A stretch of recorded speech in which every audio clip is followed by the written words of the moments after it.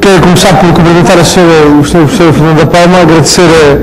a exposição e, aliás, aproveitar na pessoa da Sra. Professora, agradecer a colaboração dos docentes da Faculdade de Lisboa neste processo concreto de legislativo que estamos a levar a cabo em relação às leis penais, agradecer a exposição que nos fez e, sobretudo, a clareza da exposição, porque ela, de facto, simplifica muito as questões a colocar,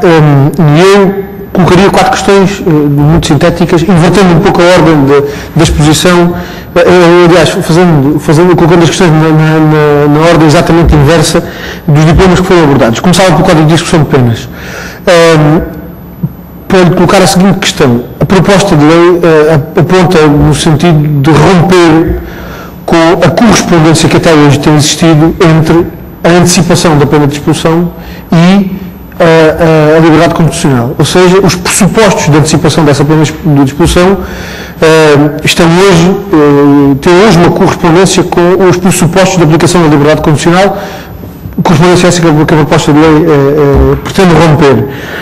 Faz algum sentido esta ruptura entre pressupostos de liberdade condicional ou não, do vosso ponto de vista? Sobretudo porque já ouvimos quem dissesse que faz sentido que isso assim seja por força das circunstâncias concretas em que os presos estrangeiros estão colocados, nomeadamente perante a impossibilidade prática, por exemplo, de beneficiar de saídas precárias, de uma série de outras medidas de progressiva reinserção social. Então gostava de saber se desse ponto de vista, se entendem que faz ou não sentido essa ruptura de correspondência entre os pressupostos com os pressupostos da liberdade constitucional. Uma breve observação e uma questão concreta sobre o Código de Processo Penal. Uma observação para dizer que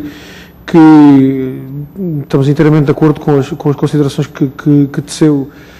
acerca das alterações propostas na proposta de lei relativamente aos processos especiais, mas em relação ao processo sumário, estamos inteiramente de acordo com essa perspectiva. Aliás, e é precisamente por haver esse acordo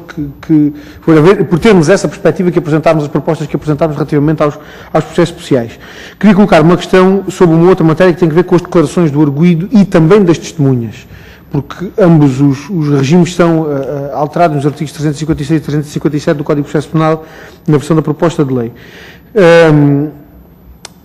Para lhe colocar uma questão também muito concreta que temos vindo a ponderar como possível solução para este problema, porque de facto reconhecemos que algumas das preocupações que o Governo manifesta na fundamentação destas alterações podem ter alguma razão de ser. Ou seja, o prejuízo que pode resultar para, não só para a investigação criminal, mas para a própria descoberta da verdade material, de declarações que possam ser contraditórias entre aquelas que foram prestadas na fase de inquérito e aquelas que são prestadas depois na fase de julgamento,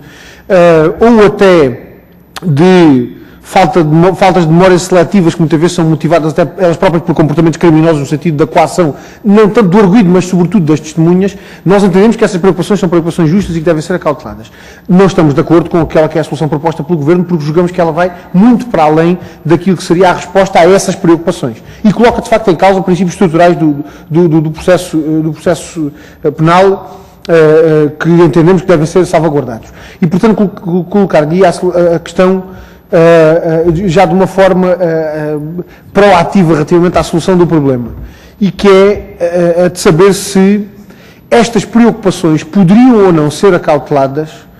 deixando intacto este regime da reprodução e de leitura de declarações assentadas neste julgamento, quer do artigo 356, quer do 357, tal qual como eles estão hoje, mas procedendo a uma alteração noutro âmbito, que é a alteração no âmbito do Instituto das Declarações para a Memória Futura, permitindo uma possibilidade, por exemplo, de, sempre que o Ministério Público entendesse que, sempre que o Ministério Público, tomando declarações, quer ao arguido, quer a eventuais testemunhas, entendendo o Ministério Público que aquelas declarações podem vir a ser relevantes para efeito da audiência de julgamento, e apenas no sentido de obviar a essa situação em que é alegada a falta de memória ou que são prestadas declarações contraditórias, o próprio Ministério Público poder requerer, durante a fase de inquérito, a tomada de declarações para a memória futura, de acordo com esse regime, portanto, num interrogatório presidido pelo juiz de instrução, com a presença do defensor do arguido, com a possibilidade de garantir a devida amplitude a essas declarações que resulta do próprio exercício do contraditório, se essa solução poderia ou não acautelar estas preocupações e de forma mais comedida. Né? Quer dizer, não estamos a imaginar propriamente o Ministério Público a pretender socorrer-se deste Instituto em todas e quaisquer tomadas de declarações, obviamente naquelas em que houvesse essa relevância reconhecida, obviamente apenas nessas circunstâncias isso viria a acontecer. Duas questões muito concretas também em relação ao Código Penal. A primeira tem que ver com o crime das falsas declarações, subscrevendo inteiramente as preocupações que manifestou relativamente à amplitude do tipo de ilícito, tal qual está definido na proposta de lei. São preocupações que partilhamos e que, aliás, temos vindo a referir. Gostava de colocar a questão se tem alguma sugestão concreta para resolver este problema. Ou seja, porque nós de facto estamos confrontados com esta dificuldade. Nós julgamos de facto que o tipo de ilícito cuja definição nos é proposta pelo Governo é de facto de uma amplitude excessiva, que pode apontar para a criminalização de condutas que à partida não há razão justificativa nenhuma para a sua criminalização. Temos alguma dúvida quanto à exata definição do âmbito deste tipo de ilícito e quanto à correção dessa definição desse âmbito. E, portanto, gostava de saber se tem alguma sugestão que nos possa ajudar nesse exercício. E a outra questão tem que ver com a questão da suspensão da prescrição. Eu deixei esta para o fim porque da exposição que nos fez, fiquei com a ideia que esta será a norma da proposta de lei de alteração ao Código Penal, relativamente à qual há objeções mais de fundo, e, portanto, eu registrei a observação que nos fez no sentido de que, mais do que uma alteração legislativa,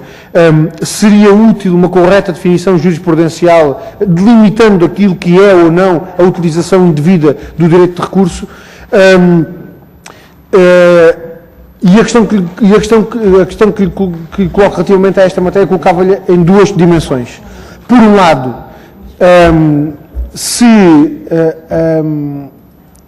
se essa solução de definição jurisprudencial por via da utilização do recurso, relativamente à utilização do direito de recurso, se permite acautelar devidamente estas preocupações que o Governo manifesta, relativamente às quais nós manifestamos também algum acordo,